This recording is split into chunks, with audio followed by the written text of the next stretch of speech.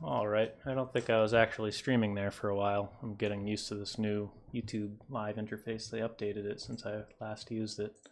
So hopefully this isn't a repeat in case it did broadcast that. But so right now I've got my little telescope outside. It's a 4.5-inch f4 Newtonian, and it has a high sensitivity, low read noise monochrome CMOS camera in there based off a IMX 290 sensor. And tonight I'm using a ultra high contrast filter because I'm hopefully going to be looking at mostly emission nebula, some sort of large diffuse hydrogen alpha areas, and some planetary nebulas. Right now I've got the Ring Nebula in there. I thought the stream started maybe 4 minutes ago, so I've got about 4 minutes time accumulated on this one.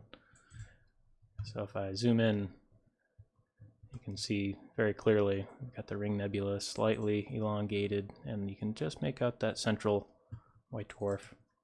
For the sake of the stream, I'll clear this. We'll go back to the live stack just to show you the individual frames that are coming from the camera.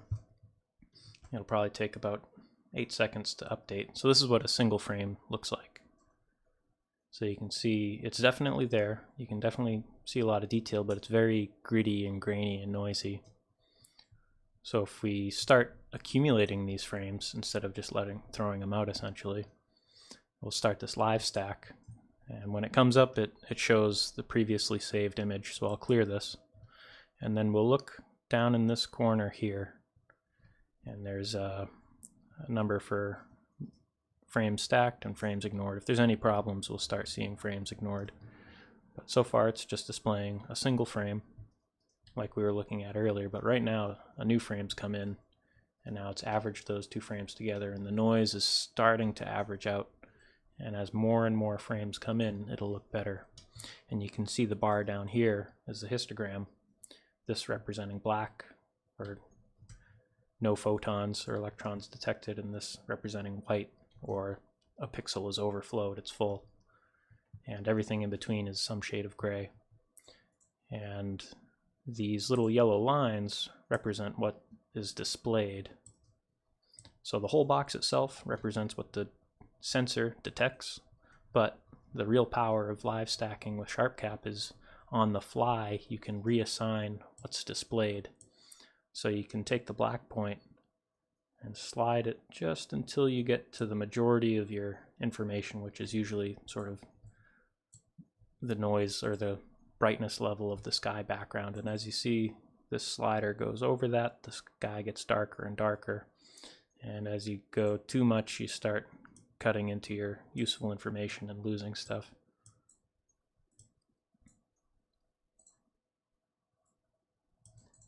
This bar here represents the mid-level, or like 50% gray. And usually it's sort of, if everything's linear, it's right between black and white. But with SharpCap, and just in general, it can be very useful to change the proportion of that to make the midpoint gray closer to black, and that'll accentuate the very subtle differences and very slight different shades of gray.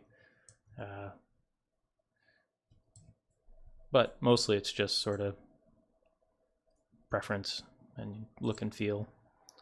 So I just watch the image and adjust the sliders until I like what I see.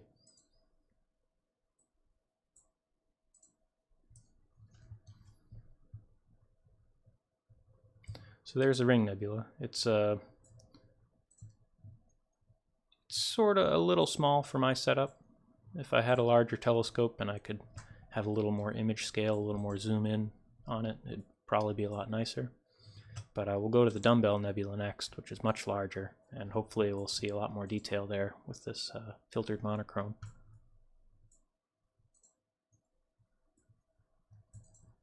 So I'll exit the live stack.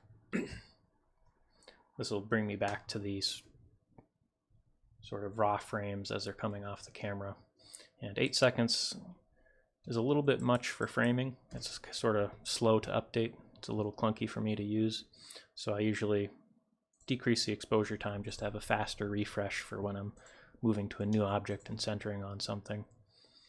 So if I go to the star chart program, This the way I have this laid out is this pane over here represents sort of feet on the ground view. This is an alt azimuth, and that little, it'll be red and white, but that box represents the field of view of my finder camera. And this pane here represents the field of view of the finder camera, but this one's an equatorial. And then you can see that little red box down there represents the camera's field of view. And then again in this pane, I have a better representation of the camera's field of view. So this lets me very quickly sort of get my bearings. It's kind of easy to get detached and lost when using this remote telescope on a digital planetarium. So let me just maximize all these windows. There we go. So let's go check out the Dumbbell Nebula M27 down here. This program's a little clunky to use. I wish the interface was a little nicer. There's a lot of right-clicking and menu navigation. So center on the Dumbbell Nebula, and you'll see the outlines here. I can so this would be about the field of view of the camera. That's the finder, and I can turn on a little picture representation just to show hopefully what we'll be seeing. And that picture's a little overexposed, but you get the idea. So I'll right-click on it and double check my telescope connection, because before that broke down. So it seems to be connected right now, so I'll tell it to slew to the dumbbell. And we can see how this is my finder camera. It's a much wider field of view, but you can see it was moving there.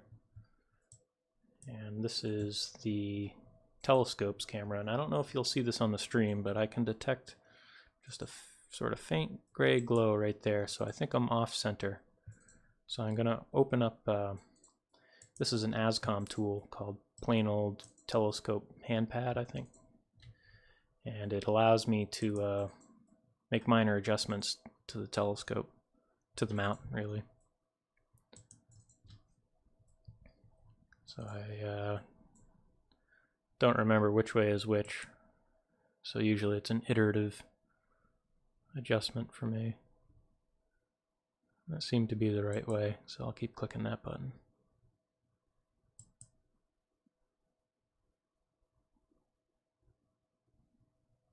Now it's a little bit low in the field. Actually, that looks about right. Sorry if this doesn't show up in the stream, but it's very dim. I'll increase the exposure to 4 seconds. It should make it a little brighter. A little bit. We'll go straight to 8 seconds. Let's see. This should be hopefully apparent on stream.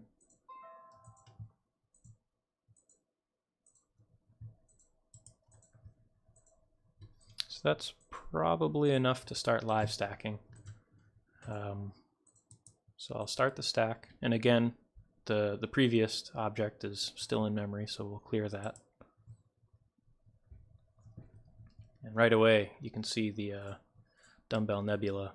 It's still, this first frame is just a single frame, but we're applying that stretch to the histogram, accentuating those very subtle differences between, you know, medium gray and slightly darker gray. We're making that sort of much wider apart.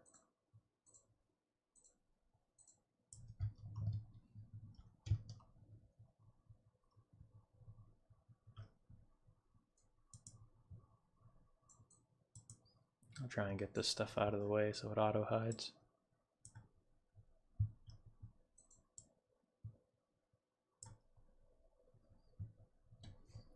That looks awesome.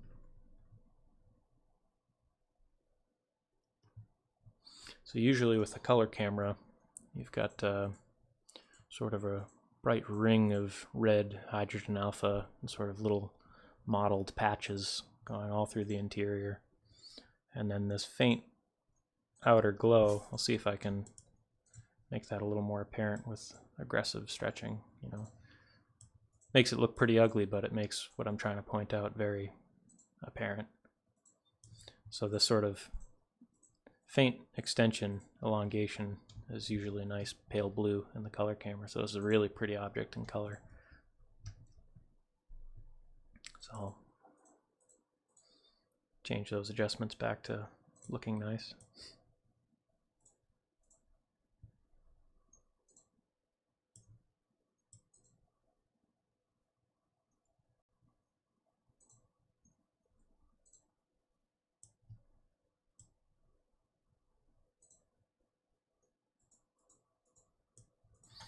So right now we've just come up to about 2 minutes worth of exposure in small 8-second chunks that are getting aligned and averaged.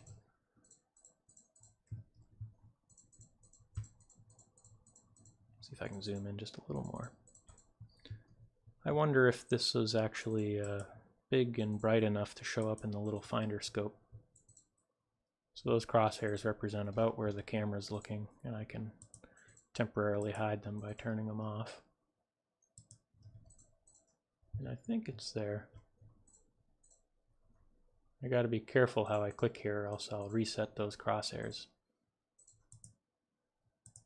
So I can toggle them on and off.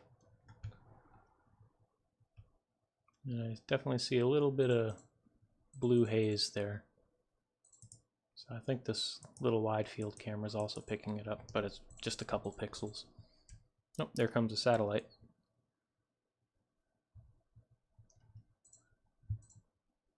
It's kind of fun to watch the wide field. Occasionally you'll see aircraft fly through too. I don't have the updated satellite definitions running in Carte de Ciel, but on Stellarium it's kind of fun. You can quickly go back to Stellarium, make sure your time and date is set correctly, and then check this field and it'll tell you which satellite that was that just flew by. So I'll turn my crosshairs on before I forget. We'll go back to the main view. That's looking pretty good.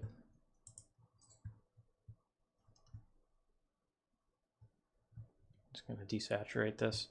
For whatever reason, the drivers on my cheap little camera, they don't play very nice with SharpCap. So for whatever reason, SharpCap thinks that my monochrome is a color camera. That's why you see RGB down here, where it's not really doing anything.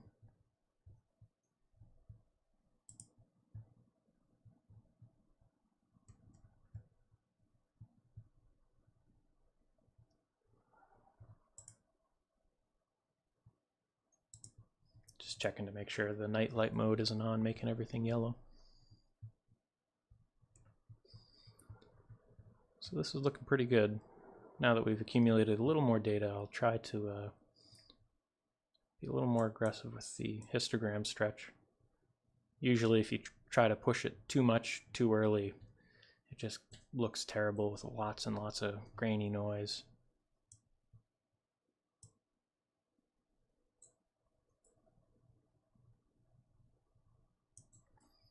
I usually like to leave a little bit of sort of sky background just to make it look a little more natural. Because at least the skies around here, whenever you look in an eyepiece, you can definitely see the sky glow. And I want to be careful. If I push this too much, I really start to lose that subtle detail in the middle. So it's sort of a balance between brightness and detail. And if I go too little, then I start losing those nice faint extensions.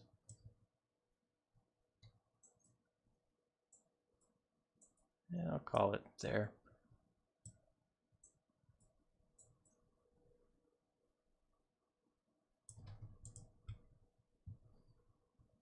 And before I forget, I'll relabel this so that my saved files make sense.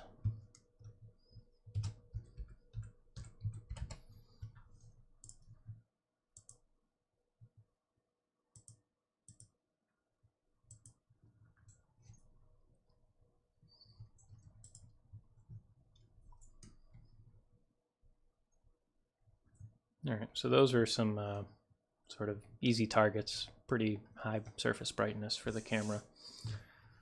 Let's see if we can find something a little more challenging.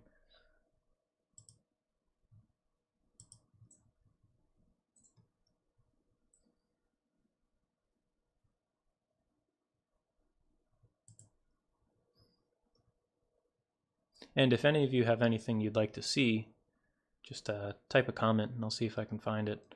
Just keep in mind that I'm running an ultra high contrast filter, so emission nebula and planetary nebula are probably better choices. It probably won't do so great on galaxies and reflection nebula. So I might try and poke around in the veil, and then I'll move to the Pelican Nebula. There's a Herbig-Haro object there that I've been trying to see probably for a couple weeks now, if not a month. I've attempted it 3 times in the past, but 2 of those times was with my color camera, which is not ideal. It has bigger pixels, but also the whole object is hydrogen alpha, so you're only using 1/3 of those pixels in the red channel. So this filtered monochrome should have a better spatial resolution and a better signal to noise ratio, so I'm hoping to see it.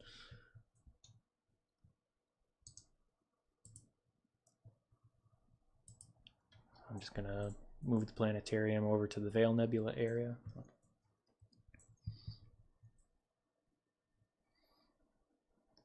And I'll try the western veil. I'm curious, with the filter on there, usually that bright star is significantly brighter and it sort of blows out the area around it, but with this filter maybe that difference won't be so bad.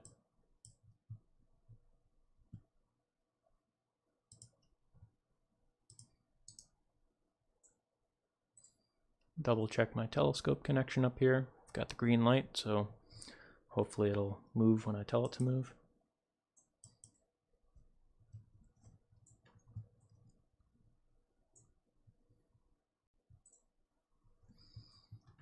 So the planetarium shows that it's moved, and the camera seems to agree. We're right there at the star.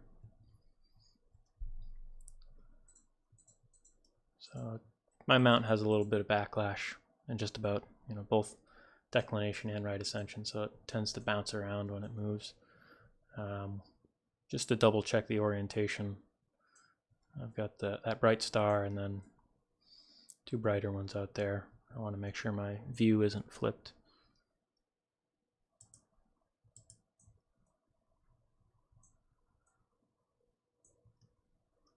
So I think we're good. So there are those 2 bright stars, and then there's another sort of dimmer one there, which I see in this picture. So in the single frames, I'm not detecting anything, maybe very slightly something there, but although we are at 8-second exposures, I'll push to 16, and now that I've changed the exposure length, I'll want to apply the correct dark frame. I find that the mount can do 16 okay, and it starts to fall down at 32 seconds, and I haven't really tried a minute. So, looks like we're framed pretty well. I'll clear the old Dumbbell live stack out of memory, and now we'll start live stacking these 16-second exposures on the veil. And I'll relabel this. Ooh, gotta be careful. The remote desktop has a little bit of latency to it, and SharpCap has a lot of keyboard shortcuts. So sometimes I find I try and type in this field, but the field's not selected, and before I know it, I'm entering all sorts of keyboard shortcuts and deselecting my camera, which wreaks havoc on the setup. So make sure I'm typing in the field.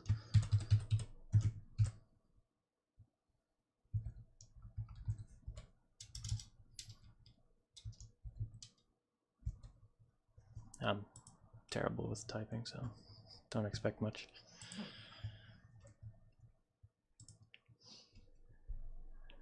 So we definitely have something there.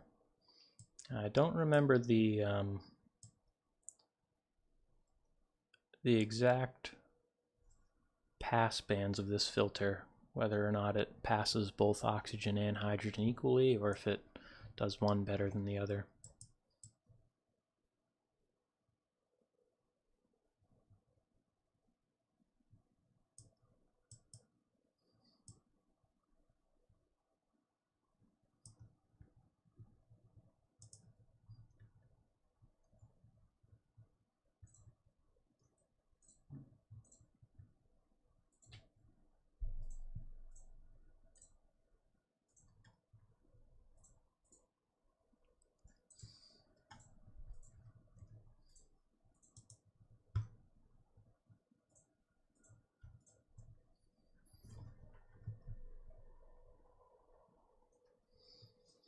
It looks like my collimation is a little off too.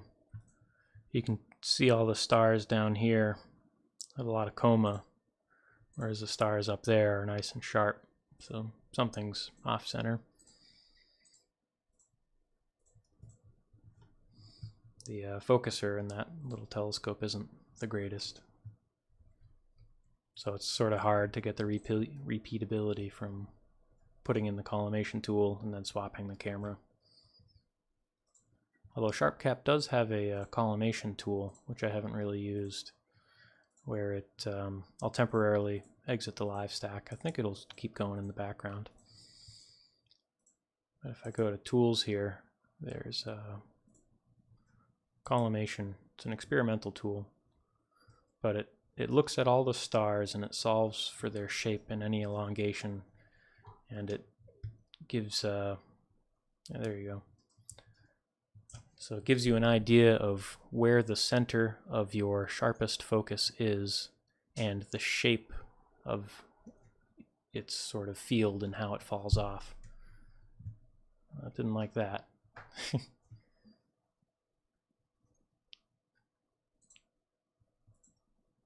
Let's see how stable it is. But this could be pretty useful for getting the camera very well collimated. It seems to jump around a whole lot, so I don't know how useful it would be in practice.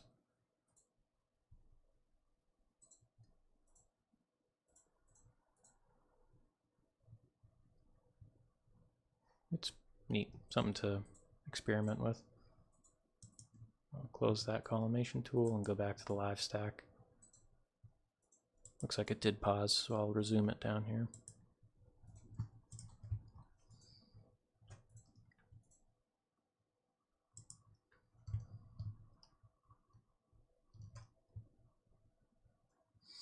That's unfortunate. The collimation shift is unfortunate, but I still got a pretty nice in focus field up here. But in the area that is nice and sharp and crisp, you can definitely see the sort of wispy veil likeness of the Veil Nebula. Although in color it's spectacular because you've got all these reds and blues sort of swirled together.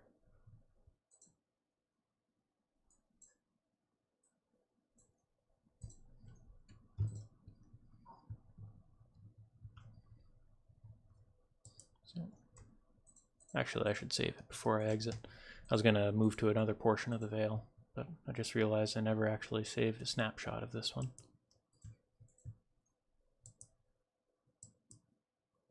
There we go. Now I'll exit the live stack, go to the planetarium.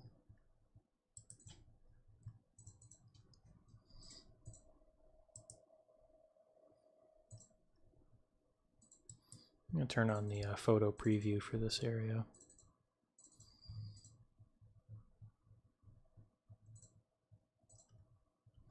I might be able to fit that whole little section in there. So I'll center on, which will give me sort of a preview of how it'll be framed in the camera.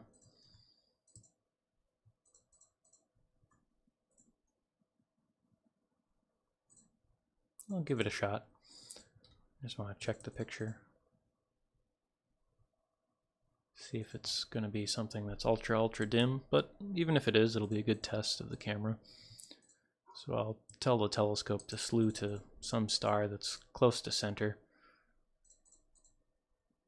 double checking that I have the little green dot up in the corner.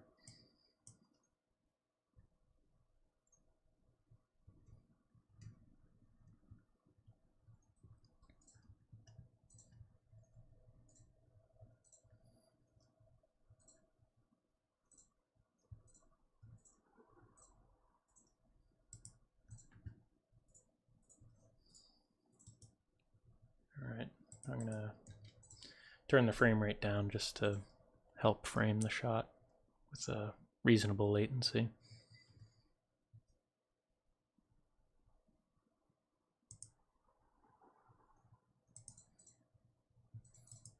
And I'm going to decrease the number of stars visible just to try and match with this what the camera's picking up in its short exposures.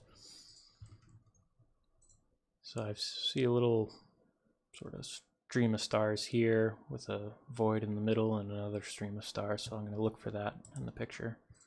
And I think we've got that right there. So it looks like we're pretty close. I'm just going to double check before I switch to long exposure. And I see this sort of vertical tilted stream of stars there, so I'll check if it's framed well. So we've got that right there, so it looks like we should capture at least most of the object with our current framing, so I'll switch over to 8-second exposures. Actually, this might require, I'll probably just go straight to 16. This section's even dimmer than the past. And we are still using 16-second dark frames, so calibration should be good. And before we'll start the live stack. I don't see anything, but sometimes a stack can pull it out of nothing.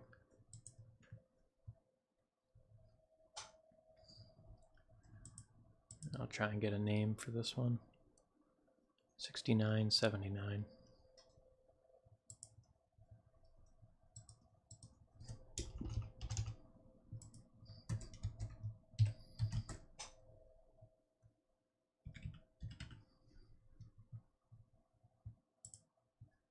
It looks like something's showing up right there, and a little bit right there too.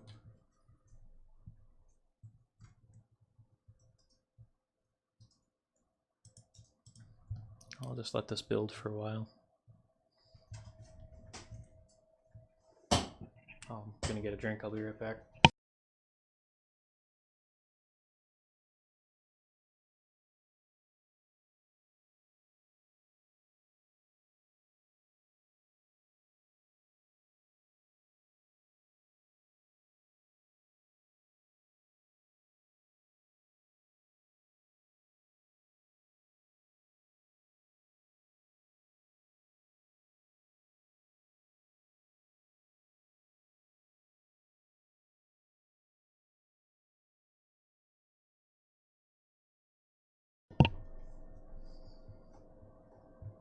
Alright, let's see if we can, still pretty noisy, but we'll see if stretching can reveal anything else.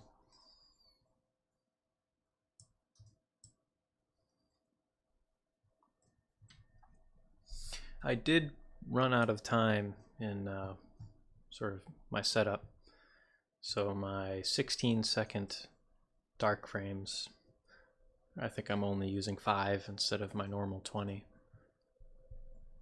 So I wonder if some of this noise is imprinted from that low count of dark frames.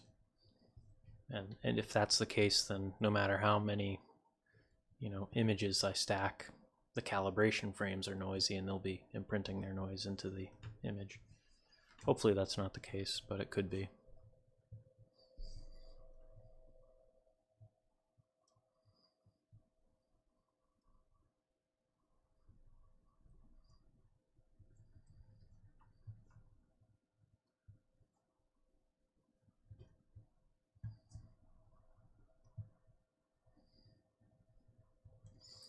Definitely got like a little thin tendril. I don't know if that's hydrogen or oxygen with no color cues, but you can definitely detect it and see that it's there. I'm just gonna very, very aggressively stretch it. It's gonna look terrible, but it should accentuate the nebula. And that looks awful, but you can very clearly see the ionized gas.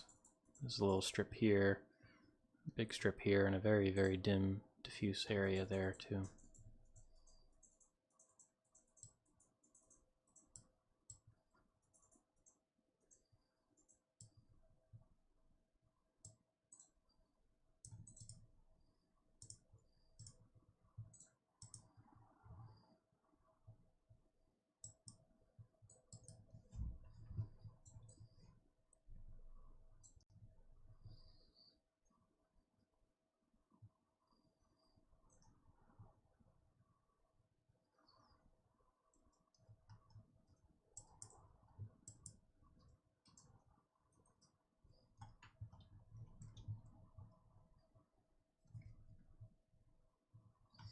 Alright, I'll save a frame, and I want to take a look at the eastern veil before I go try that Herbig-Haro object.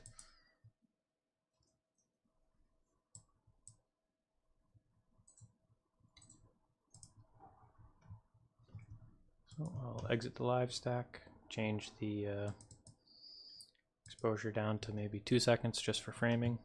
Actually, maybe 4 seconds. The veil's pretty dim. Go to the planetarium. Select the western or eastern veil. And I'm going to center just the planetarium's view on there, just to sort of get an idea of what the framing will be and to help me choose the spot that I want to try and land on.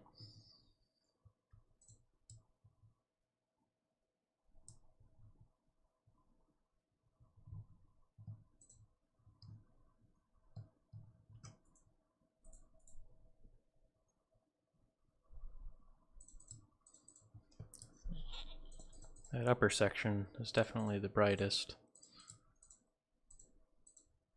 I'm wondering if I'll be able to get this sort of broken up, wispy area. It might be more interesting in the monochrome, because in color that upper area is beautiful, all sorts of red and blue all swirled together. But in monochrome it's all white and it loses a little bit of its prettiness. But this is a ton of texture and detail. So I think I'm going to send the telescope here.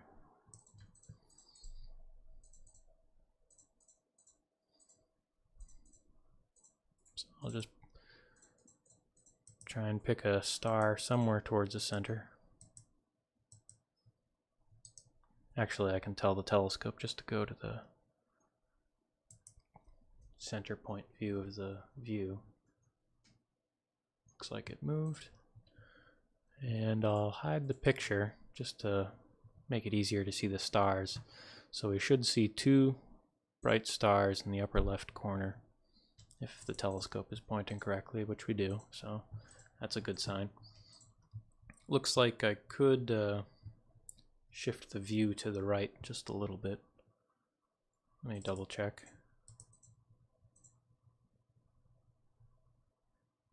Yeah, probably. I'll put the picture back on.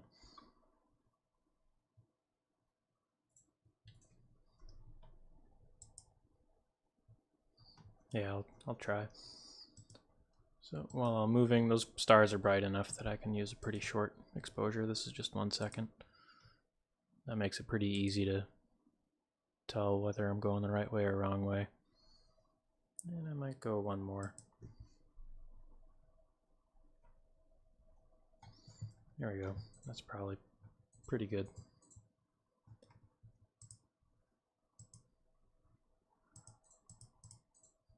This is pretty dim, so I'll go straight back to 16 seconds.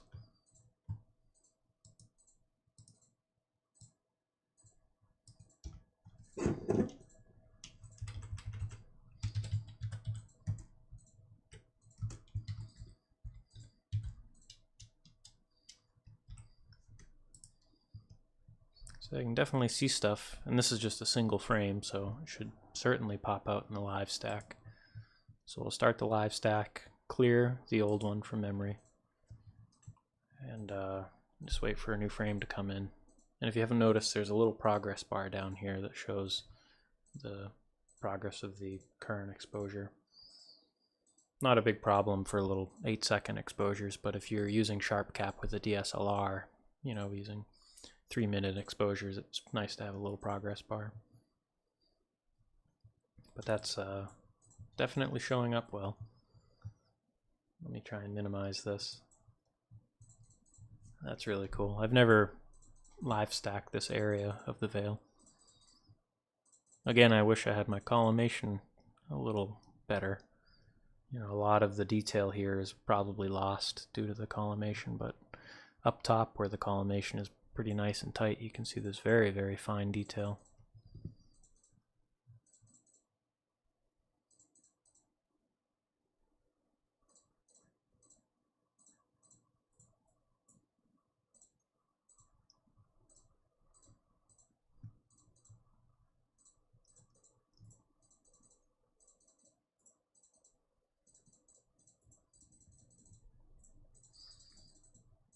I've been thinking about converting an old broken pair of binoculars and taking the objective out and making a little holder for it so I can do sort of wide field with this live stacking camera.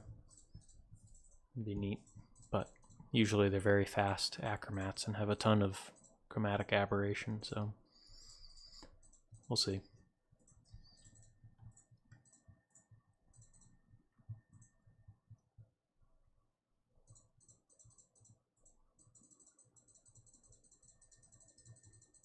That's really cool. I like it.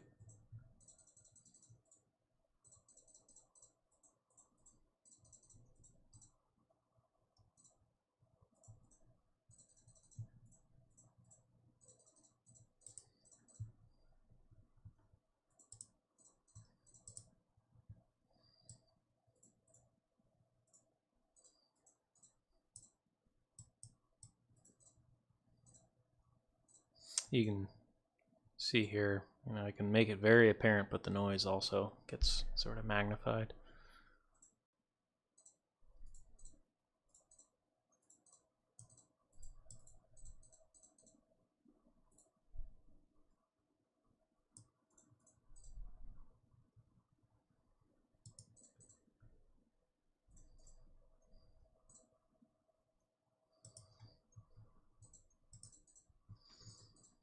I'm going to save this, and I'm just curious if I try a 32-second exposure, if I can reduce the amount of noise just in the background.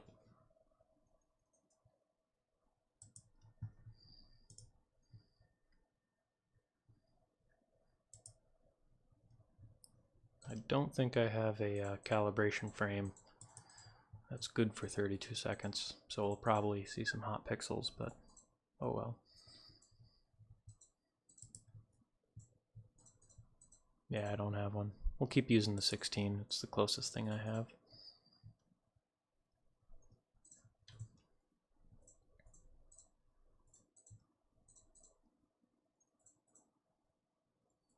Alright, so here's a single 32-second frame. The stars look okay. I bet if I zoom in, they're probably a little bit elongated, but we'll try the live stack with this, see if it gets any better.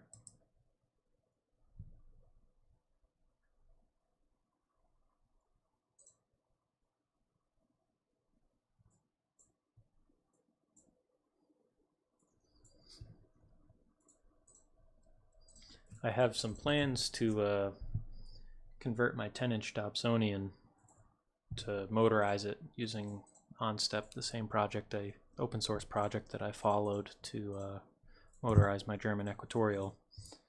And whenever I get that done, I plan to run that with very strong focal reduction.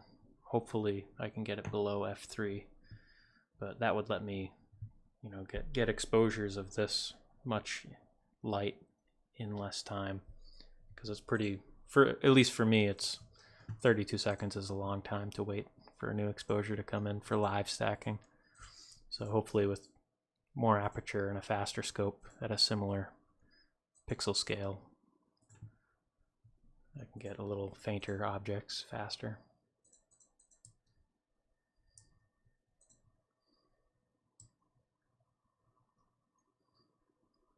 Well, at just 2 frames, it's already looking pretty good.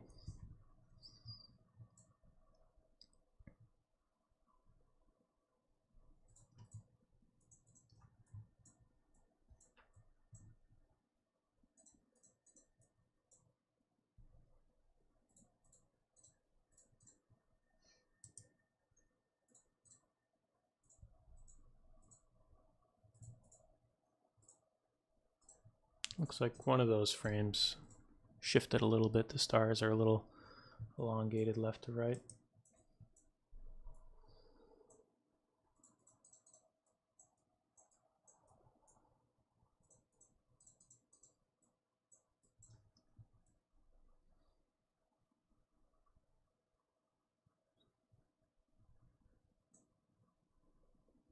So we've got 4 frames, about 2 minutes worth.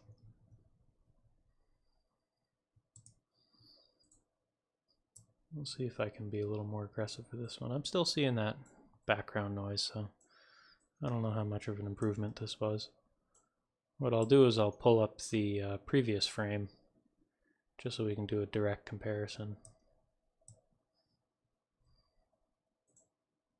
It'll be hard to match, you know, this is very sort of subjective adjustment down here, so they probably won't have the same settings.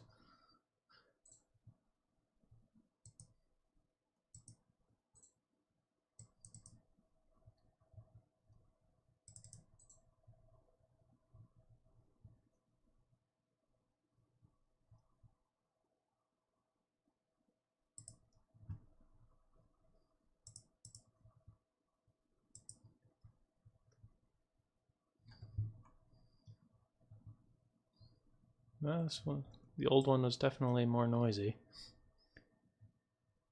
This one's definitely smoother. So maybe we'll try longer exposures.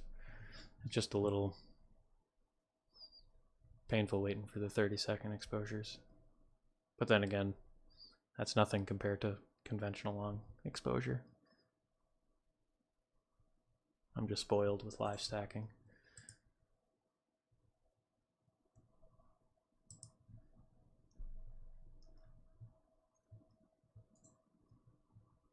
Typically unfiltered,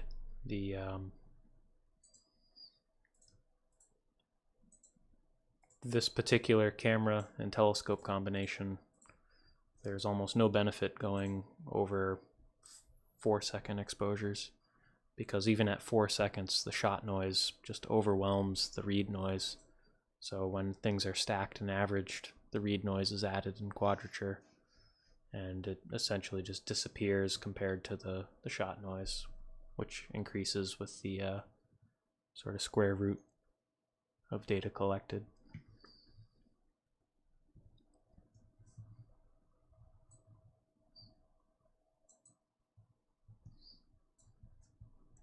Ah, that looks really cool in there. A lot of texture.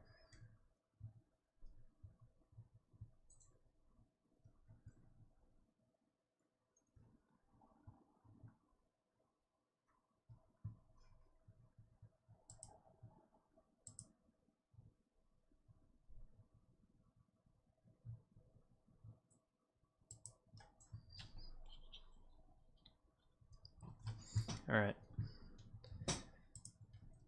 Now let's go see if we can find that Herbig-Haro object in the Pelican Nebula. So for framing purposes, I'll take this back down to 2 seconds, and I'll go to the star chart, center on the Pelican.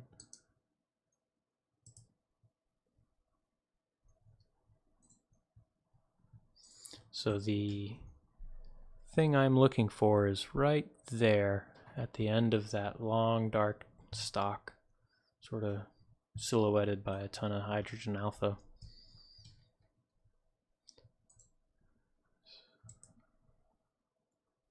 I'm going to adjust the framing. I'm going to try and keep that towards the top of the field of view because of my collimation issue, where the top half of the view is much sharper than the bottom half. I'm going to need every last bit of spatial resolution I can muster for this.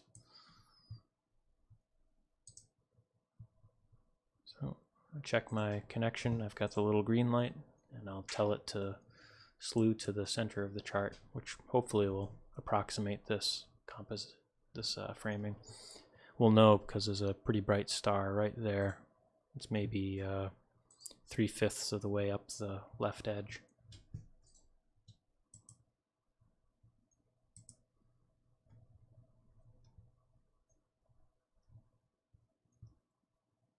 I think that might be it.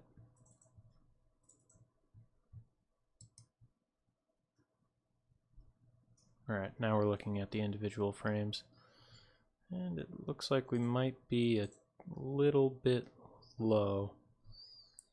I'm going to do a single 8-second exposure and just see if we can detect that hydrogen alpha glow. Nothing.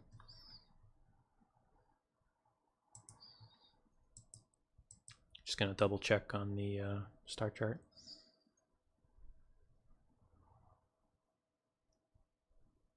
It's definitely about 2/5 from the top or 3/5 from the bottom. It's probably close enough. We'll go, I don't know. So the 32-second exposures seem to work better for the veil, but I'm not confident in my mount's ability to accurately track over that time.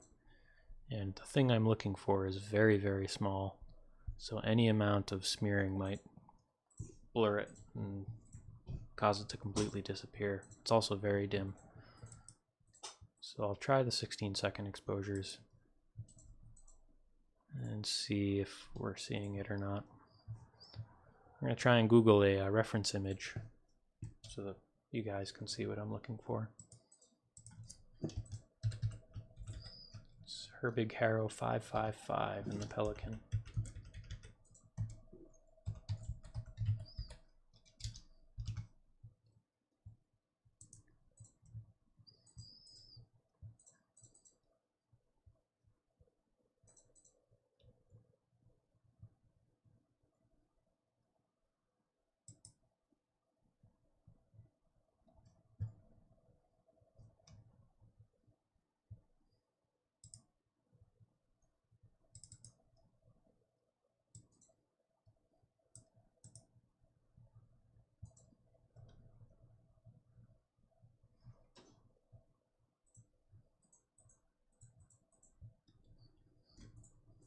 Alright, so I've got a picture.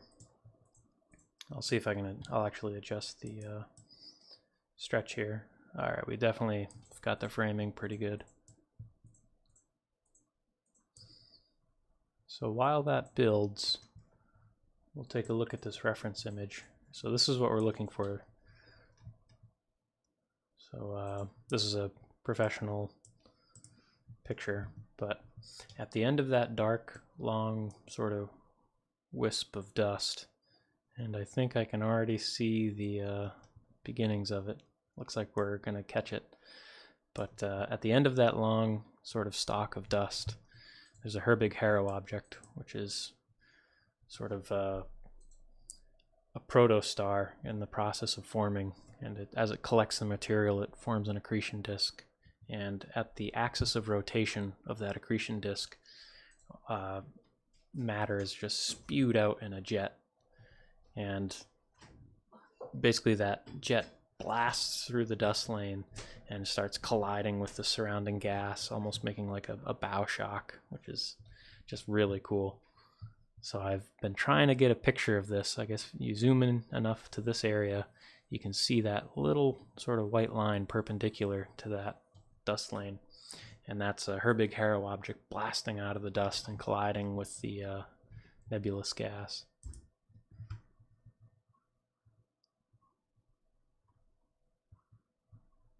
So it's hard to tell. It's still pretty lost in the noise, but we might have something there.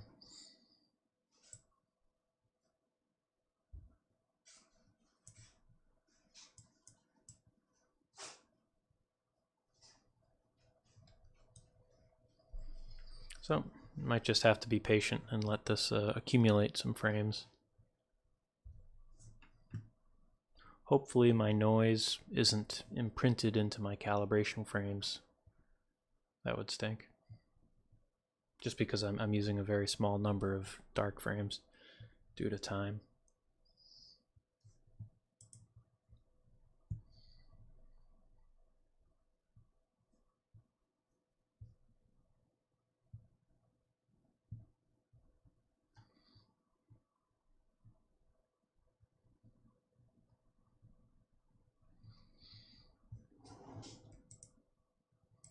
Just going to check that reference image again. So we can see the, just looking for sort of landmark stars. So at the very end, we've got these two bright stars, which we very clearly see in my picture. We've got those two bright stars, and then in the column of dust itself, there's a third star, which we also see in the reference image. And it looks like the Herbig-Haro object is perpendicular to that column, and it goes right between those two stars. So that's what we're looking for, something that sort of a line of brightness that comes perpendicular from that dust lane and goes right through those stars, and it's almost equal but slightly less distance to the other side too. So I'm not sure what the sort of spectral composition of that light is, if it's narrowband or not. But you know, the background looks blue. I'm guessing either hydrogen or oxygen, depending on the color gamut of this, or the color mapping of that image.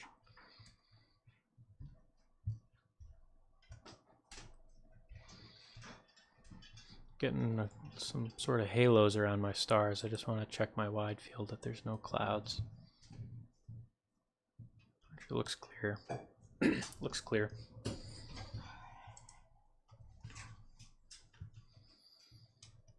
I think if I squint at it, I can maybe just make out, just maybe. Not confident yet.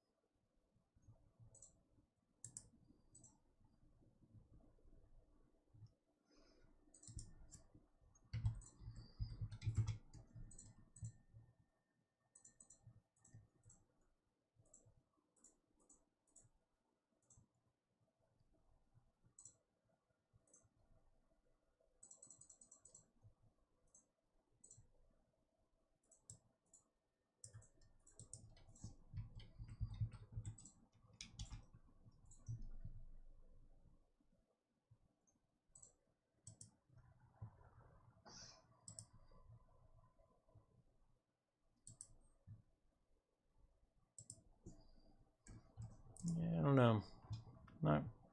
Not sold that it's there. Still kind of lost in the noise. Maybe we'll try with the 32-second exposures just to try and get that noise down to see if it'll appear. But when I zoom out, I can maybe make out just a faint luminance at the end of that stock.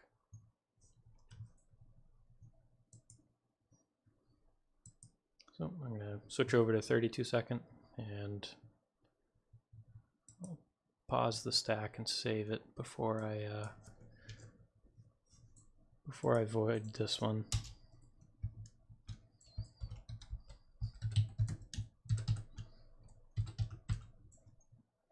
Just so we can have something to compare to. All right.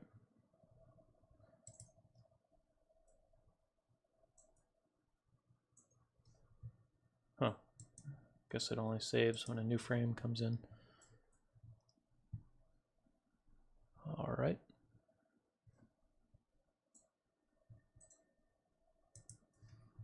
So I've switched to 32 seconds. I've cleared the stack.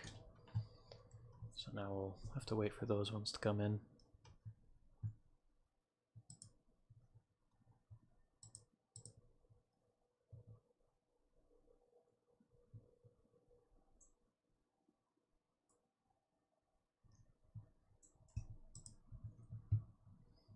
Here's the first frame.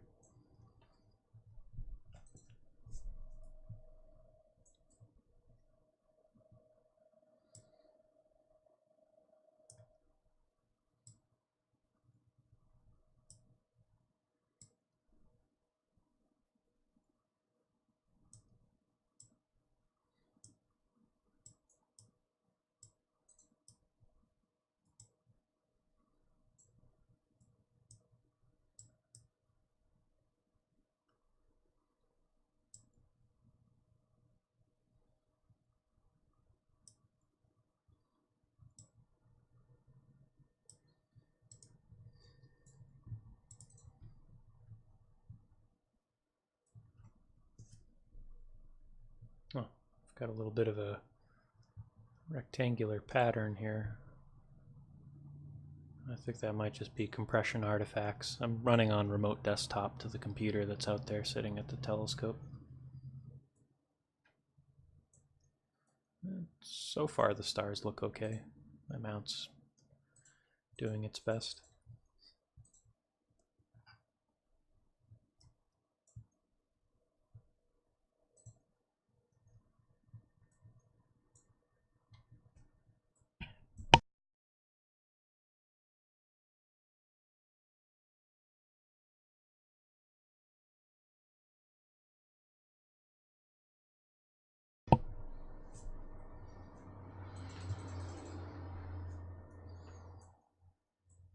Still looks pretty noisy, but it's only been 2 minutes.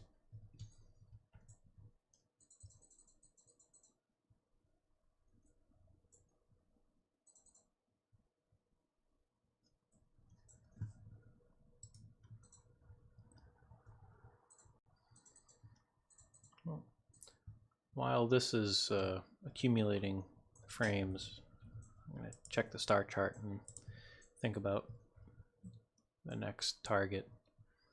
I might go into North American Nebula and get a picture of the, I think they call it the Great Wall, or I forget exactly.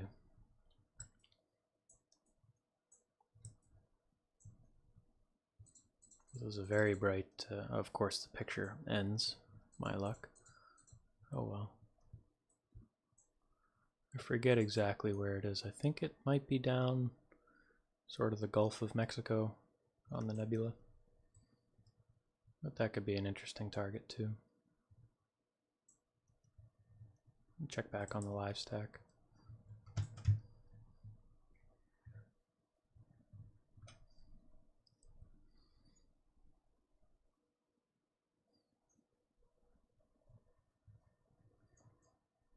I mean, even zoomed out it looks pretty good.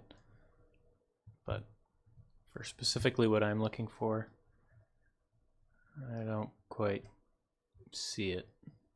I just want to see that little line of brightness sort of splitting those two stars. But right now I can't detect it.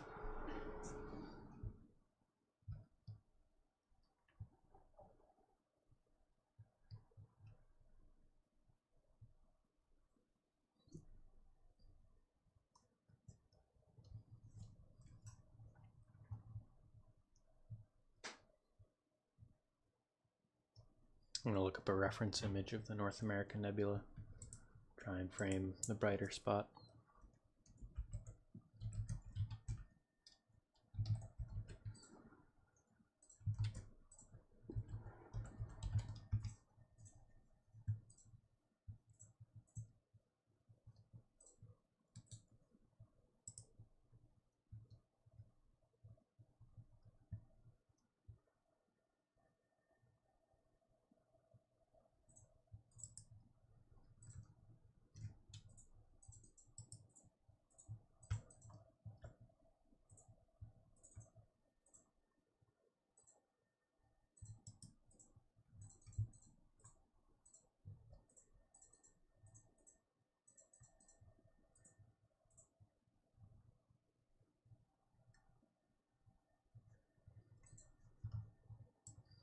I've got that reference image here.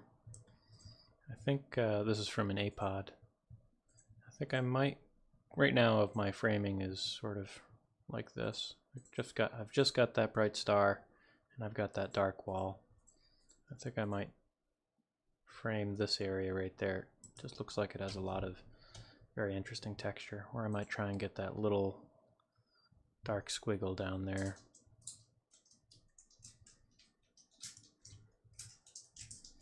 I'll check in on the live stack.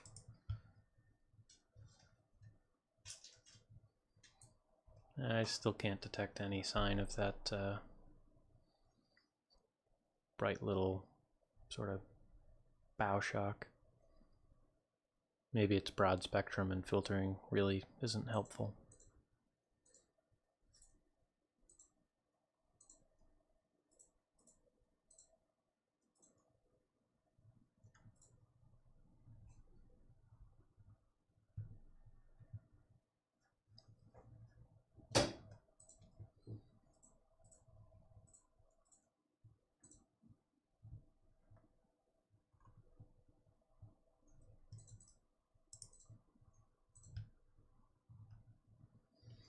We'll see if I can abuse the histogram and make anything appear in there.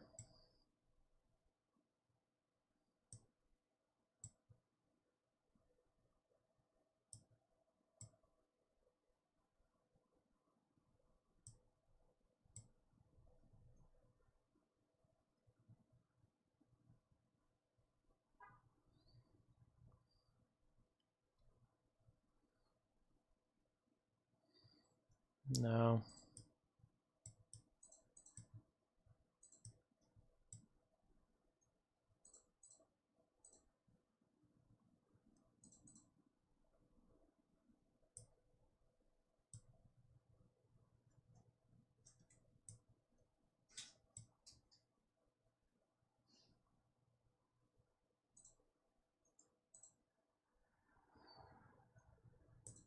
Nothing.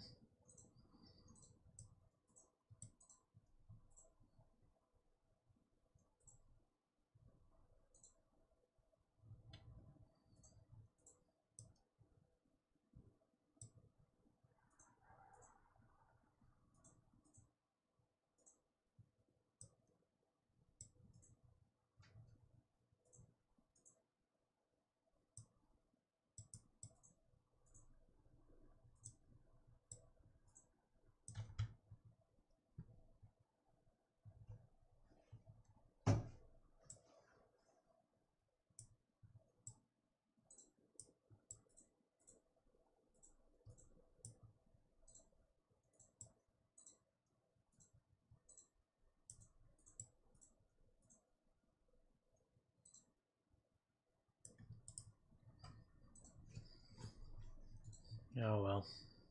Worth a shot. Someday. When I get the 10-inch motorized, I could probably frame it about this close, maybe. Then I'll probably be seeing limited as far as resolution goes.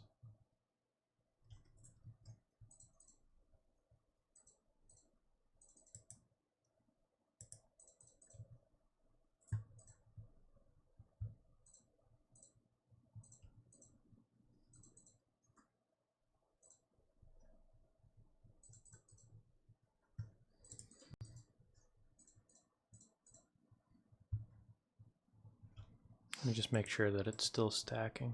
Alright, we've got 17 frames, about 9 minutes. So far, I can't say that it's there.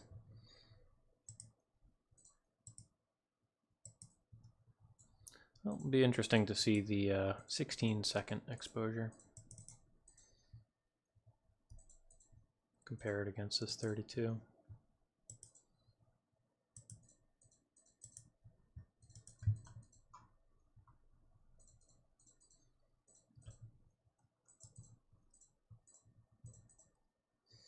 It looks like I have a more aggressive histogram stretch going here.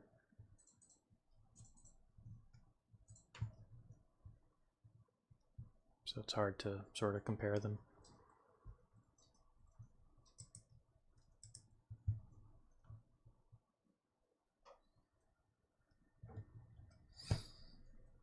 Maybe next time. I'll exit the live stack. And we'll see what an individual 32-second frame looks like, just to show the magic of live stacking and histogram stretch. We were able to get that image out of this. All right, down to 4 seconds. And we'll go to the planetarium, and I'm gonna try to I think I'm going to frame this area.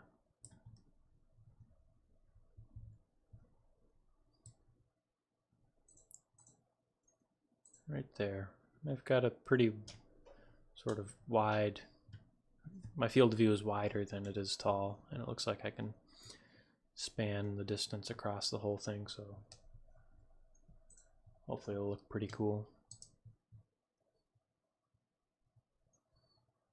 I've checked that I still have a green connection.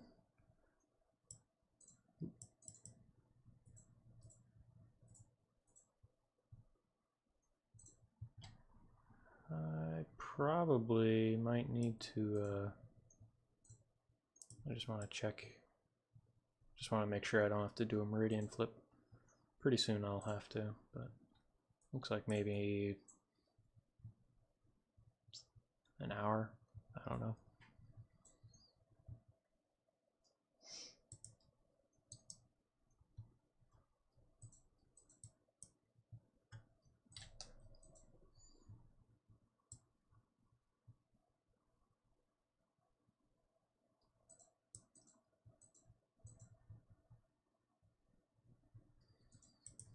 Oh, let's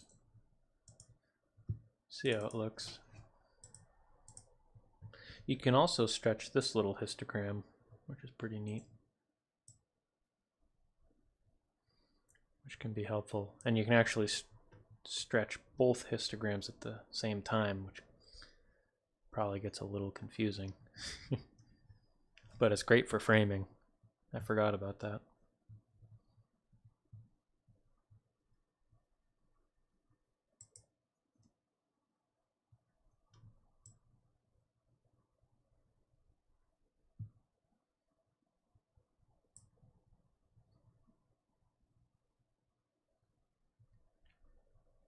Just looking for stars that I can try and recognize where I'm pointing.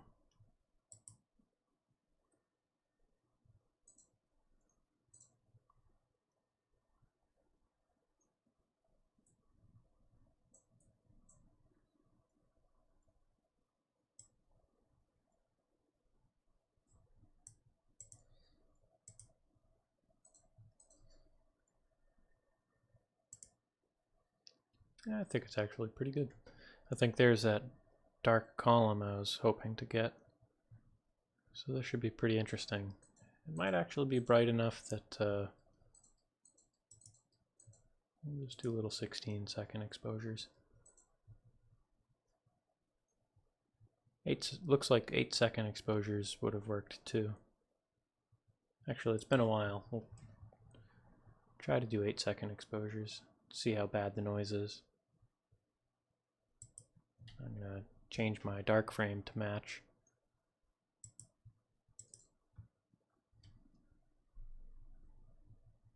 And I'll start the live stack. Clear the old one.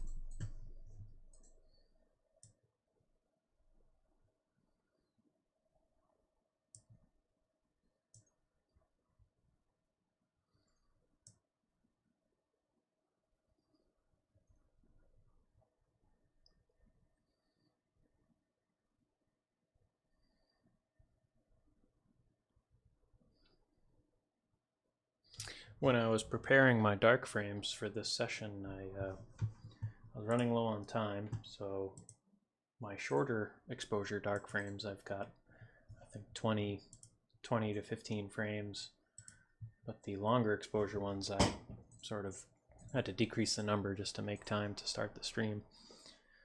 And I think this 8-second exposure, I've got about 15 dark frames. And that 16-second one, I think I was only using 5. That's all the time I had for.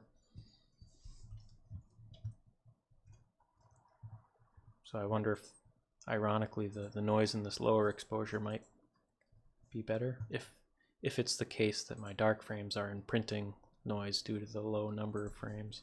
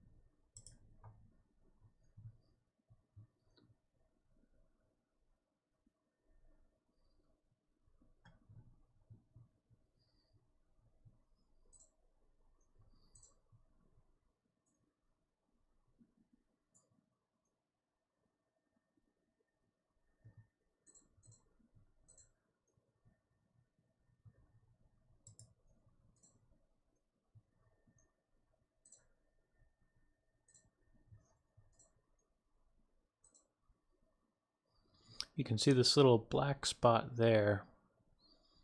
I think that is a hot pixel that's been subtracted in a dark frame.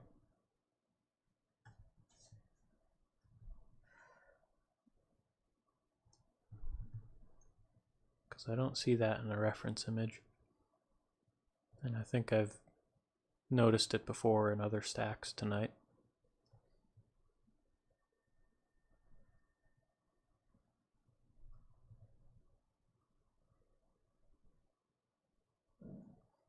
So before this one gets too far along, I think I'll save a snapshot and then move to the 16-second exposures, just as one last comparison against noise versus exposure length for live stacking with this ultra high contrast filter.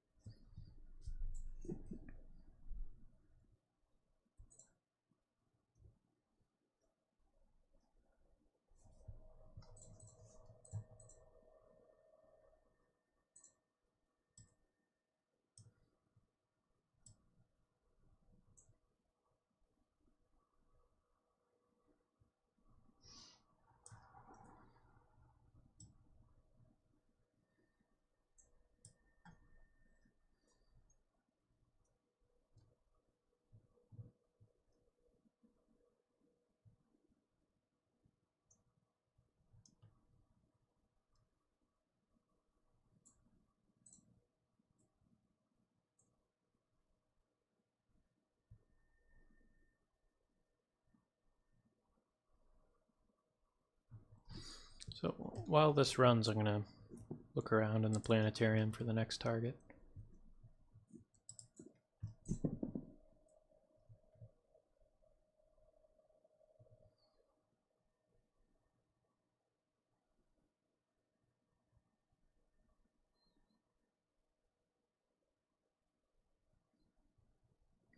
You could always try the elephant trunk over there.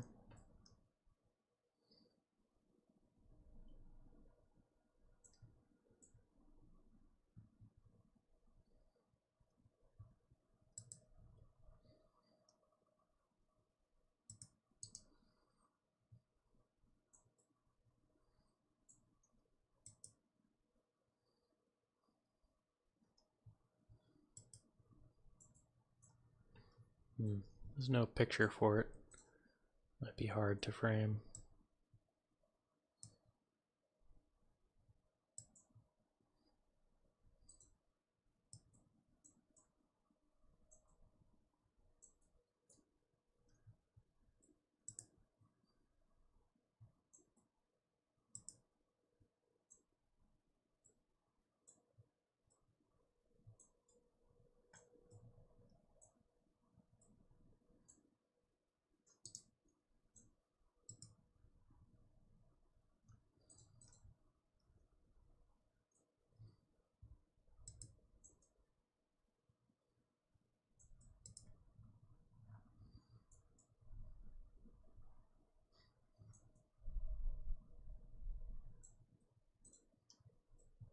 It looks like a picture loaded in for the elephant trunk before I moved over here.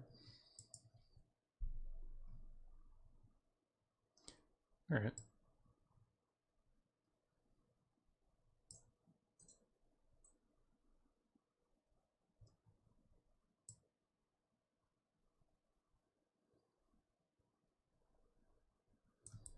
See if I can get that framed. This would be a great one for the UHC filter.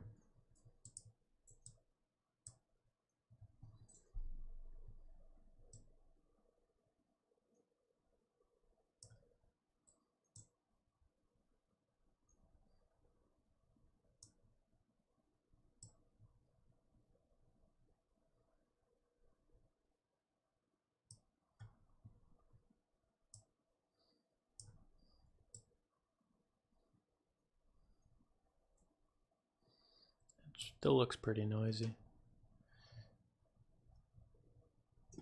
I guess that's what I get for cutting corners and preparing for this.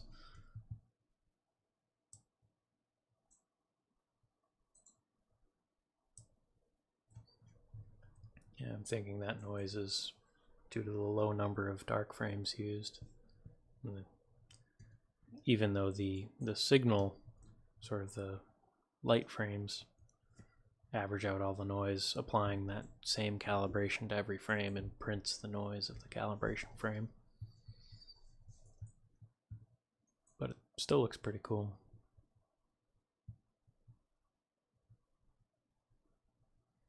A lot of little sort of gritty detail in there floating around.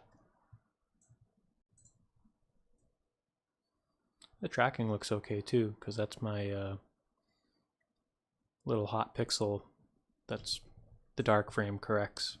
So I probably overcorrects a little bit. I've got a little black dot, but usually my hot pixels or stuck pixels end up as little squigglies, but this one's stayed put. And I've got no ignored frames, so this is about 5 minutes worth of information.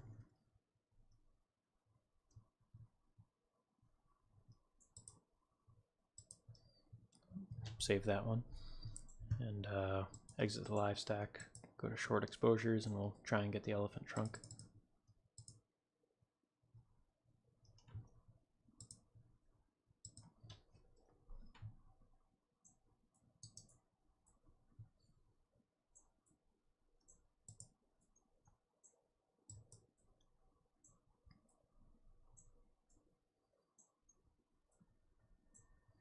Just gotta watch out, this line is the meridian, so eventually I'll have to do a meridian flip.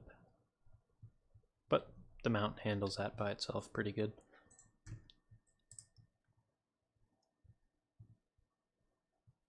Although while tracking it doesn't automatically initiate it, so I think I can just see the little faint hint of the elephant trunk there. We'll use 8-second exposures. We'll see if it pops out anymore.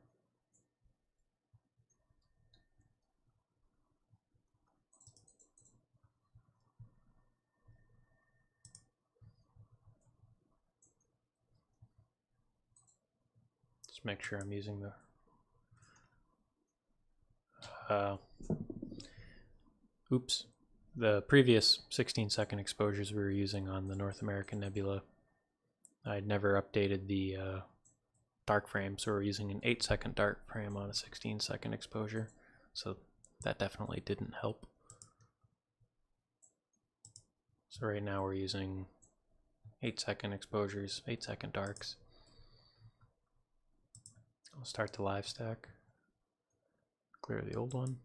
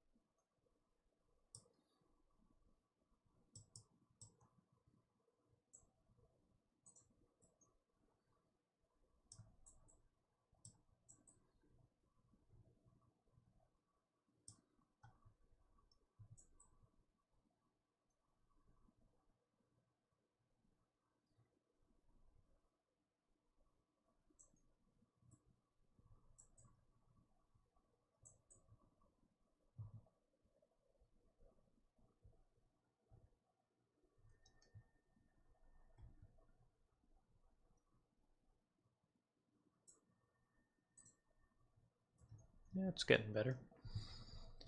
And again, if anyone has anything they want to for me to point at, just leave a comment. I'll try and look at it. Ideally, it'd be something emission related, just because we're using a UHC filter. But I'd be curious to see what it would do to a galaxy.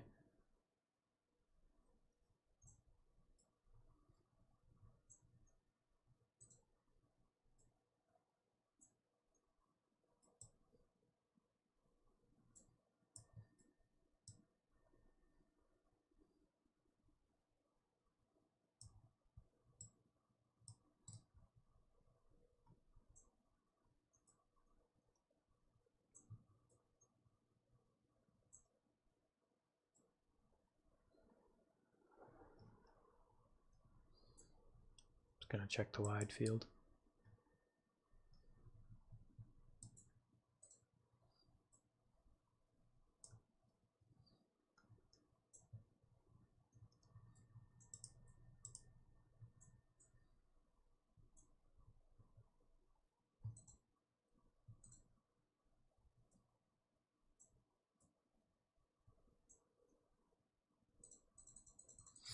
I don't know, I'll have to try some of these again without the filter and see how much of a difference it really made. A lot of these are mostly hydrogen alpha, so it should improve the image. But I feel like this is a little noisier than it typically is. Maybe the camera's just photon starved.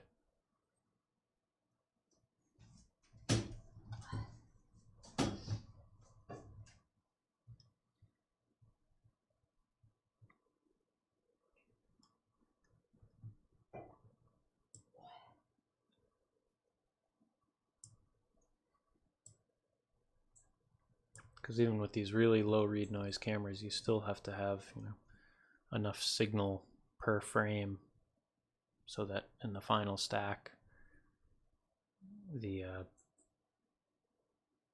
sort of shot noise completely overwhelms the read noise.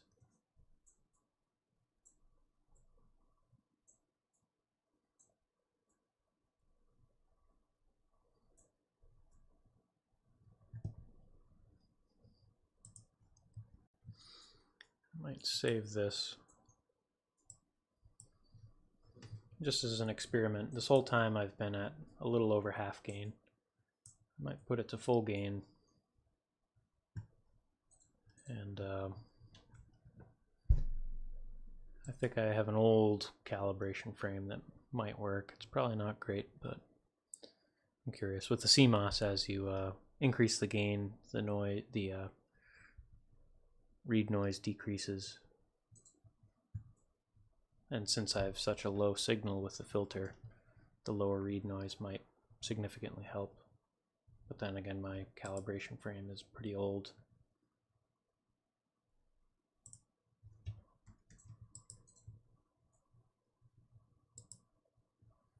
Let me exit the live stack just to get a preview of the individual frame.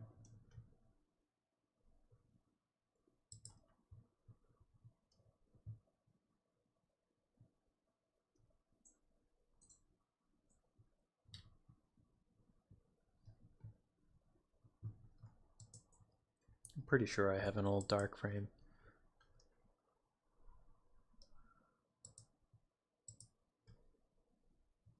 Yeah, this one's from July 8th, so not too long ago, so it might be reasonably close in temperature.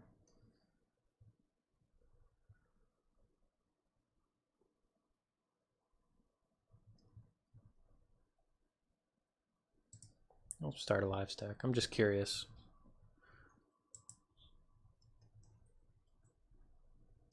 So at the higher gain, I'll have much less dynamic range, but this object doesn't really have a lot of dynamic range to begin with, so it probably won't matter a whole lot.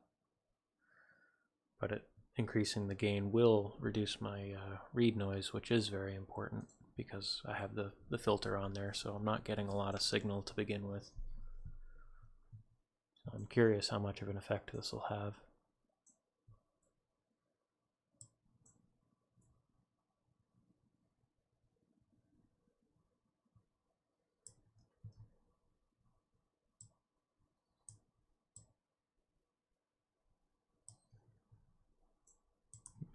I'll pull up the old one. So that was 32 frames, 264 seconds.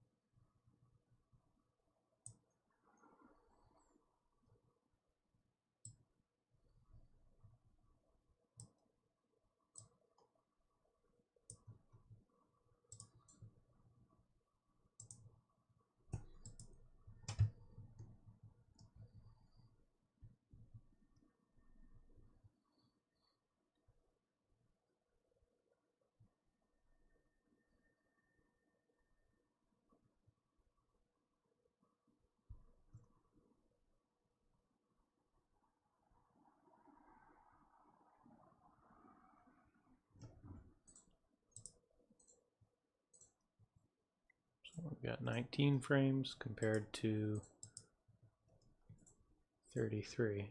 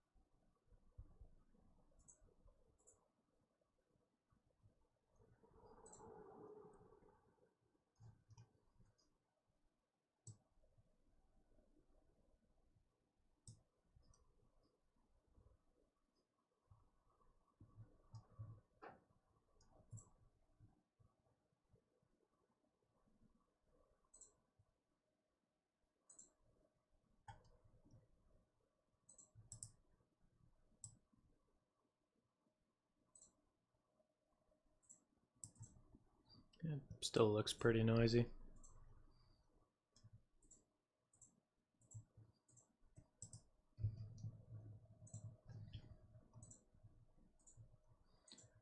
I took a picture of this with my color camera on Saturday. Let's see if I can dig that up as a comparison.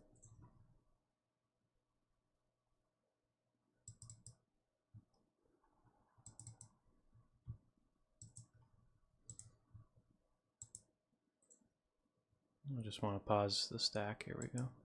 That way it's 33 frames versus 33 frames. So here is the old one at a little over half gain, and this is the current one at full gain.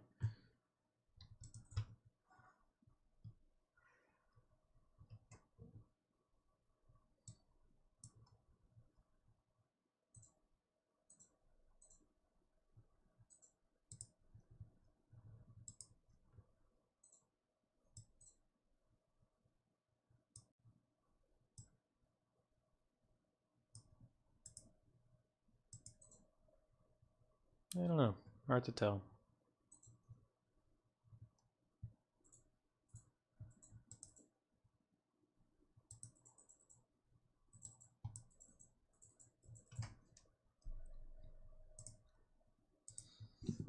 But let's see, this one needs to be flipped. Compared to the color camera, it's definitely a lot more visible. Again, the color camera is only using 1 out of every 3 pixels, or 1 out of every 4 pixels in the red channel. Compared to this filtered monochrome, everything's working together.